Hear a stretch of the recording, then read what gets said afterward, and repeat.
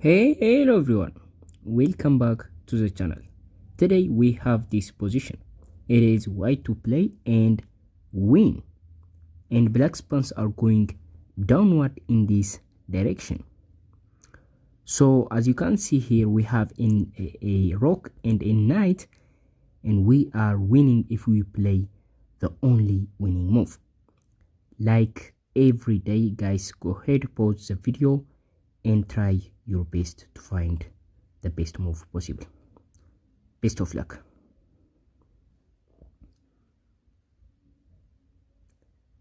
Okay, welcome back. So we do have a lot of options.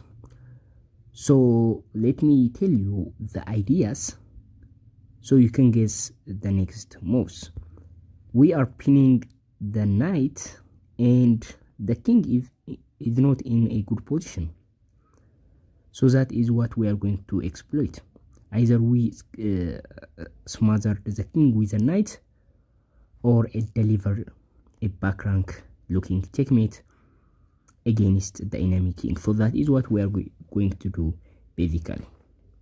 But we have to do this efficiently, and we do have so many moves to try in this position. But if we just try all of them, it's going to be a long video. So I'm going to start with the correct move. There are not much candidate moves, and the correct move is rook to f1. So I will explain this for you why rook to f1 is the first correct move. So in this position, the knight is defending the g2 square, meaning the king has nowhere to go, and the enemy knight is actually pinned. So the only piece that can move in this position is the pawn on g4. So black plays g3. And now what do we play? Well, again, we have so much options to play to. But to not waste the time, I'm going to just going straight to the point. The point is that it's going to be knight to f5. That is the second correct move. So what's going on? Here, black has two pieces to move to.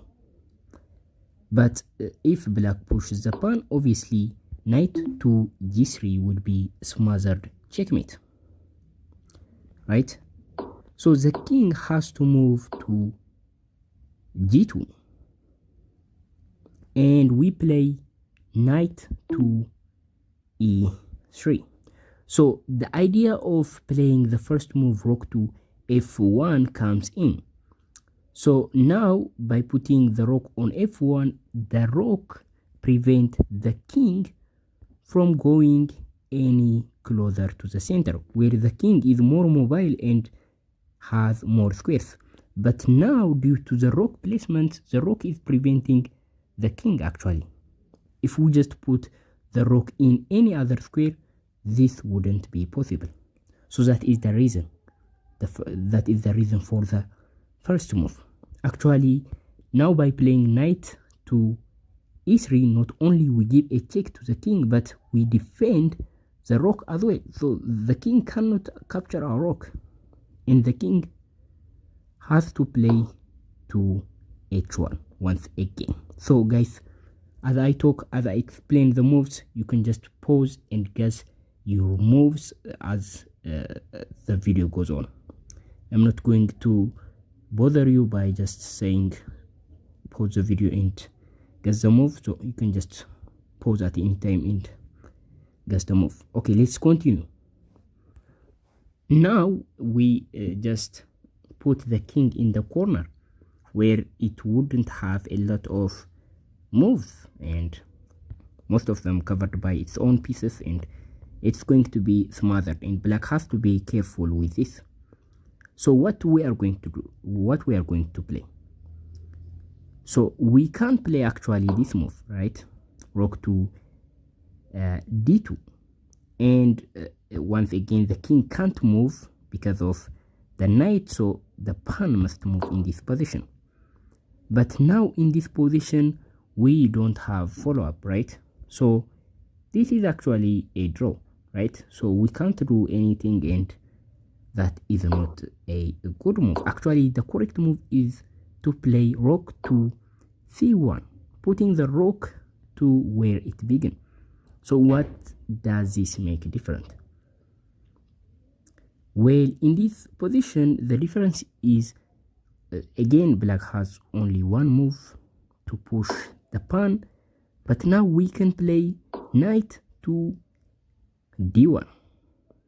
Well, this prevents the attack of the rook, and this makes the knight unpinned, right? The knight can move, and this is going to be a check, right?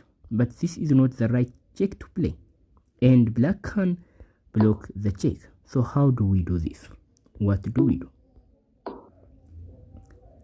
Well, the other reason putting the knight on d1 is not only to just block the rook, but also to play knight to f2 and give a check not only with the rook but also with the knight. This way, black is going to end up in double check, right? So black can't block the check because of the knight, and of course black king has to move but has no square to move on. It's going to be just checkmate. So this is the solution of the puzzle. So guys, from the beginning, if you see this stockfish, by the way, the interesting part about this puzzle is Stockfish 14 can't solve this puzzle actually. So it gets confused, and it demands higher version of Stockfish to just get the solution right. So the first move is actually to put the rook on f1, cutting this important square. So this forces black to push the pawn, and we play knight to f5. So in this position, black has two moves, two legal moves. Well, black obviously can't push the pawn because knight to g3 is simply checkmate. So black has to play king to g2. And now we play knight to e3 check. And by this we defend the rook, and the rook prevents the king from going out of the jail. And the king has only got one move, and that is king to h1. And we play the rook all the way back to c1, and again black has got only one move to push the pawn, and now we unpin the knight, and this is going to be checkmate, right? So it's a double check, and black, the only way to escape a double check is to move the king, and black can't move the king, and that is going to be checkmate. So guys, thank you for watching. I will see you in the next video. Bye.